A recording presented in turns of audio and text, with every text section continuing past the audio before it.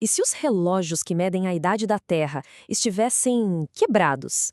A gente vai explorar hoje uma ideia bem radical, a de que eventos cataclísmicos do passado podem ter literalmente reescrito a história geológica do nosso planeta. Pois é, essa pergunta é o ponto central de toda a nossa análise de hoje. A possibilidade de que as constantes fundamentais que a gente usa para datar rochas e fósseis pudessem, na verdade, ser alteradas por forças cósmicas.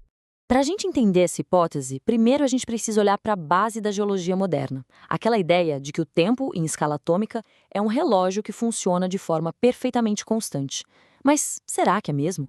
Olha só, a datação radiométrica é a espinha dorsal de como a gente entende a história da Terra. Tudo, tá? Desde a idade dos dinossauros até a formação dos continentes. Tudo isso depende da premissa de que o decaimento radioativo é um relógio atômico 100% confiável.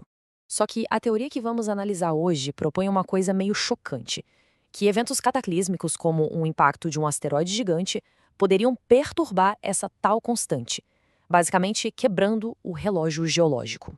E o mais fascinante é que essa ideia não surge assim, do nada. Já existem anomalias documentadas no registro geológico que, olha, fazem os cientistas coçarem a cabeça há um bom tempo. A própria fonte que a gente analisou cita um ceticismo que vem de dentro da comunidade científica. A preocupação é de que os dados que se encaixam nas teorias que já existem são publicados e os resultados que não batem, os discordantes, acabam sendo deixados de lado. Isso cria uma falsa sensação de certeza. O que isso quer dizer é bem forte. A consistência que a gente acha que vê nos dados radiométricos talvez não seja um reflexo da realidade, mas o resultado de uma seleção de dados que confirmam aquilo que a gente já espera encontrar. É uma ideia em tanto. E essas anomalias, todas citadas na fonte, deixam a gente com o quebra-cabeça na mão. Será que são só pequenos erros de medição normais da ciência? Ou será que são rachaduras que apontam para uma falha bem na base de como a gente data o passado? Tá. Então, se o relógio está quebrado, o que foi que o quebrou? A hipótese aponta para um culpado de proporções cósmicas, impactos massivos de asteroides. E olha, não estamos falando de simples colisões. A teoria diz que esses impactos em altíssima velocidade são tão extremos que se tornam verdadeiros eventos nucleares, capazes de alterar a física fundamental das rochas. Só para ter uma ideia da escala disso, por um brevíssimo milissegundo, o impacto como o de Vredefort poderia criar condições dentro da crosta terrestre que rivalizam com as do interior do nosso Sol. Pensa nisso, um pequeno Sol aqui mesmo na Terra. Certo. Mas como é que um ambiente tipo o do Sol aqui na Terra poderia alterar um relógio atômico? A resposta, segundo a fonte, está no que é chamado de caos nuclear. O primeiro mecanismo proposto é o decaimento piezonuclear. Imagina espremer um cristal com tanta, mas tanta força que essa pressão mecânica gera um campo elétrico poderoso o suficiente para começar reações nucleares. A força do impacto se transformando em energia atômica. Depois, a gente tem a captura de elétrons. O impacto cria um plasma superdenso, uma verdadeira sopa de elétrons.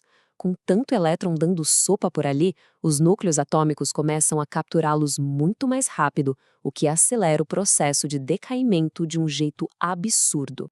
E por último, a espalhação. Isso é como se fosse uma partida de sinuca subatômica, onde o impacto cria a bola branca que sai estilhaçando outros núcleos atômicos, arrancando pedaços deles.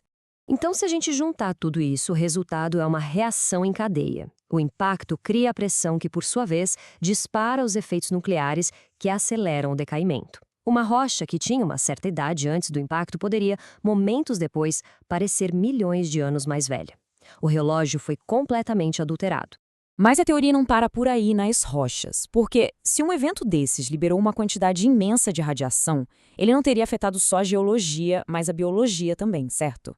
A alegação é que essa catástrofe deixou uma cicatriz no nosso próprio DNA. A fonte cita um estudo que é de cair o queixo.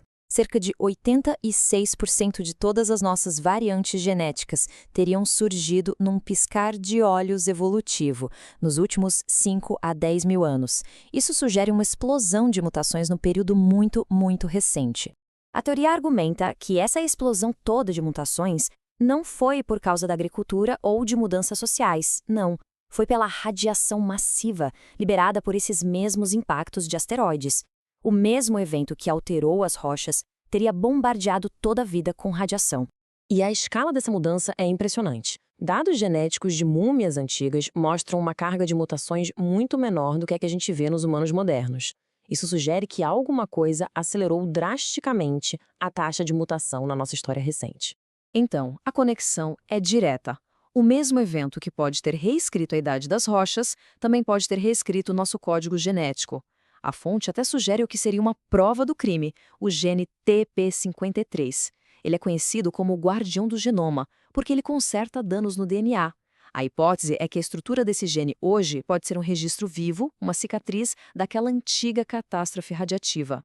Isso tudo nos deixa com uma pergunta bem inquietante. Se os relógios que usamos para medir o tempo profundo podem ser bagunçados por catástrofes, tanto nas rochas debaixo dos nossos pés, quanto nos genes dentro de nós, o que mais na nossa história precisa ser relido?